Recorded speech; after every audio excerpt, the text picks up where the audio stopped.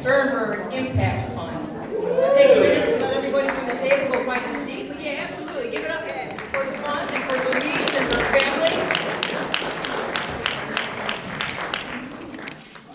My name is Marie Wolf, and I'm honored to have known Louise and worked on this project. Just curious, by a show of hands here, how many people knew Louise personally? Look at that. How about a round of applause for Louise and her generosity and her kindness. What an incredibly wonderful woman she was. We at Edgewood are very thankful that Louise entrusted us with her generosity to carry out her passions and her ongoing legacy.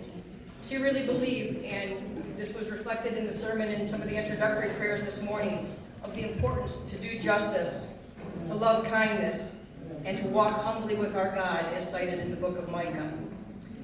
A couple of things to let you know. There is a perpetuity plaque honoring the Impact Fund and Louise and the Salas Center as the first recipient. It's just outside the chapel as you walk into the sanctuary. It'd be on your right. Take a look at that. It has room for the ongoing recipients as time goes on over the next 10 years. There was some detailed information about the Impact Fund and how that came to be in the insert in your bulletin this morning, so I'd encourage you to take a look at that. But I do want to highlight, and Ben touched on this a little bit, we had two different subcommittees that worked on this project. The first group spent almost a year considering and establishing the process for such an honored gift for us to try to do and honor Louise and give back to the community. We developed the process for the Impact Fund and developed our criteria and decision-making rubric. Many of the folks from that first group are here, and I want them to just kind of give a shout out as I call out their names and thank them for all their efforts. That consisted of Harold Mondo. Harold, where are you? Linda Nuttall. Dave Wiley. Chris Gillespie. Myself and our former pastor Liz Miller, who assisted.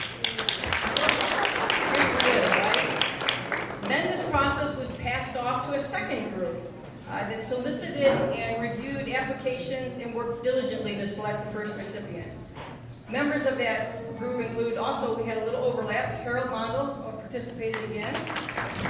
We were joined by Lauren Arnie Flester, who has just been a breath of fresh air and great insight for the group, along with Ryan Meyer, who brought his participation and excellence and expertise. Ben Panetta, who you heard from this morning, was a part of the group.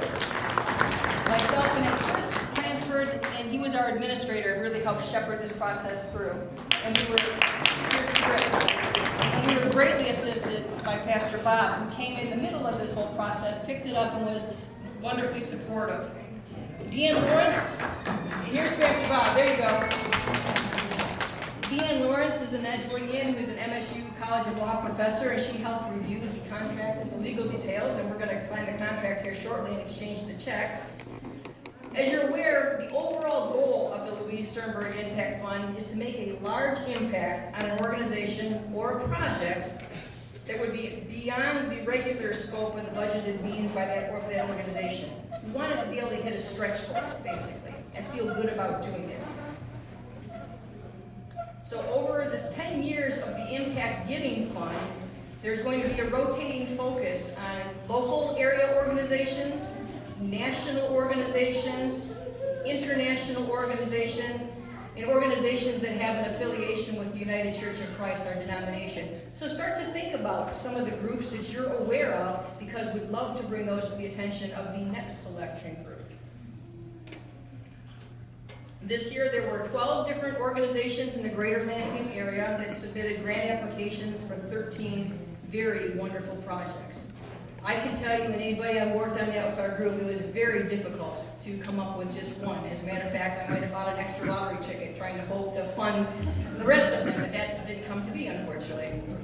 But ultimately, we landed on and selected the Salas Center, and we are so grateful that we have a couple of folks here with the Salas Center. If you haven't met Mick and Casey, they're going to have a chance to talk to you a little bit later, and they're at the table to share some information about the center.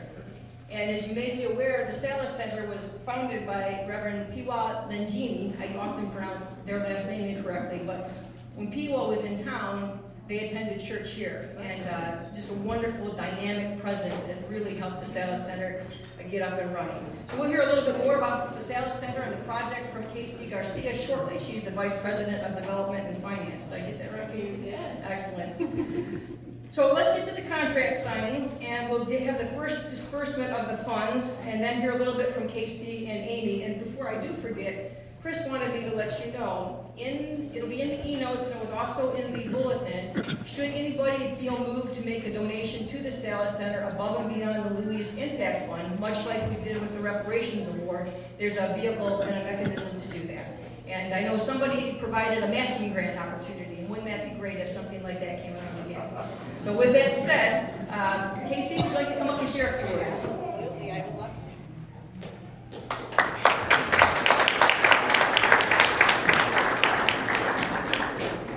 Good morning, everybody. This is beautiful. We just keep saying how beautiful this is, and your church is lovely. Thank you so much for having us. As Marie said, my name is Casey Garcia, and I am Salas's Vice President of Development and Finance. I have the privilege of sitting on the board. Say my title 10 times fast, I can't. Okay, so at Salas, it is our mission and responsibility to provide services, programs, education, and support to the queer community here in Lansing. We do take this work very seriously, and we strive to do our best. I think it comes as no secret that while this is very rewarding work, it is not always easy work.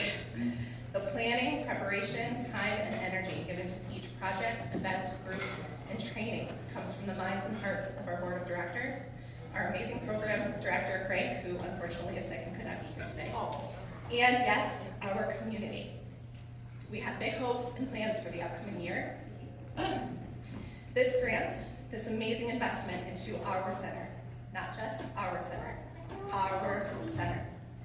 is going to serve as the cornerstone for these hopes and plans. Salas will use this fund to create meaningful community engagement, and from that will stem a focused strategic plan to carry out our hopes and our people's needs. Our board is so excited to get this process started, and we're looking forward to everybody's involvement. We are eternally grateful to be the first recipients of Louise Sternberg Impact Fund. I did not have the privilege of knowing Ms. Sternberg, but with everything I've read about her and everything that you have all said, wow. It has been made very clear to me how important and impactful of a person she was, and her family. What a legacy. We are very humbled to be chosen to continue her legacy of inclusivity, equity, and above all else, love. So thank you to the Edgewood United Church and to Pastor Bob, and to the very special thank you and appreciation to the Louise Sternberg and to her family. And thank you to you all, our community. We hope you get to continue to share on our journey to help make Salas stronger than it ever was before. Thank you so much for having us.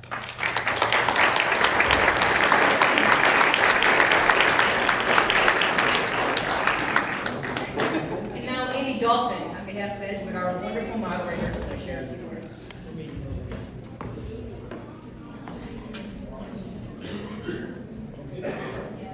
Hello. I want to first and foremost say that we're all here today celebrating because of the enormous generosity of Louise Sternberg.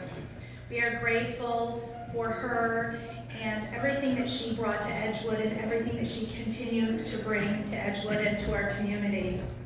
We're also grateful for the guidance and support of her family as we have undergone this long and complex process to make sure that we utilize the money that she left with Edgewood with fidelity and carrying out her wishes. I just want to say a special thank you to the two committees who worked tirelessly to undertake this process, to define what the process would look like, and to ultimately bring us to this point where we have our first organization to receive the Louise Sternberg funds. I want to thank Casey and Mick for representing the Salas Center today. We find ourselves in a time where the rights and the livelihood and the well-being of the LGBTQIA+ community is continually at risk and threatened. Always at Edgewood, we have stood up against that hate and we are delighted to begin and continue this partnership with Salis Center. It's important for the LGBTQIA+ community to see a beacon of hope, and we understand that sometimes Edgewood is that beacon of hope.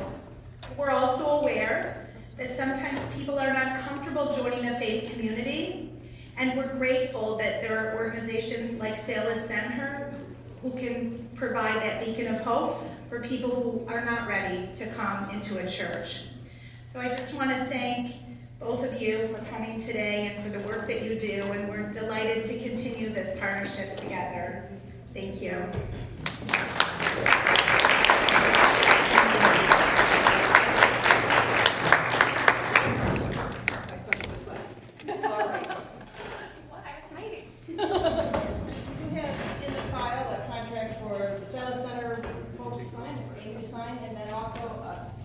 A check for the first disbursement of the proceeds, and there will be, pursuant to the terms of the contract, there will be a second check as it's merited and needed during the course of the 1 year that they have to utilize that. So we'll let them enjoy that.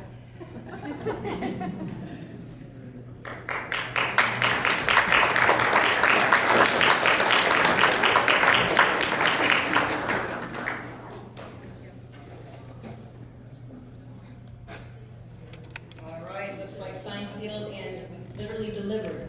So there we go. I do want to take a few minutes before we get to visiting to really thank so many folks who made this morning possible. I want to thank everybody who brought appetizers, the folks who are working in the kitchen for the setup and the cleanup, Mark and Peggy Dunn with the sound, all the assistants with the liaison with the family, with the Sternberg family, Chris Wisniewski for incredible shepherding of this process all the way through. Chris was our central point of contact for the groups. He did a nice presentation for the application process. Couldn't have done this without you, Chris.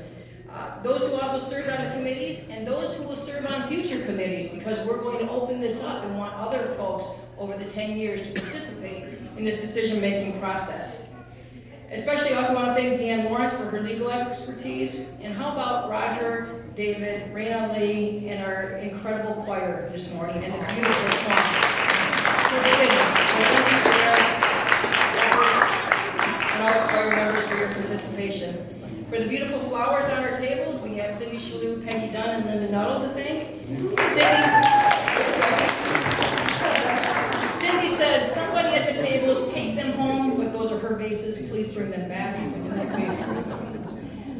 Another thanks words fail, is for Karen Dean. I don't know where Karen is. She's probably off working. Oh, she's actually sitting for a change. Karen, thank you.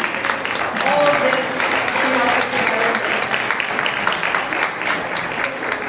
Karen has the go-to crew who gets stuff done, and that's, I can't thank you enough. Additionally, I would be remiss if I didn't let you folks know how much Cindy Winter, even though she's not here, has been a godsend for this project. She is amazing. We all know that. And again, as a final shout out, Pastor Bob, you came in towards the tail end of this project, but your support, your participation, your suggestions, and your presence and guidance have been greatly appreciated. So thank you very much, sir. All right, anybody want some cake?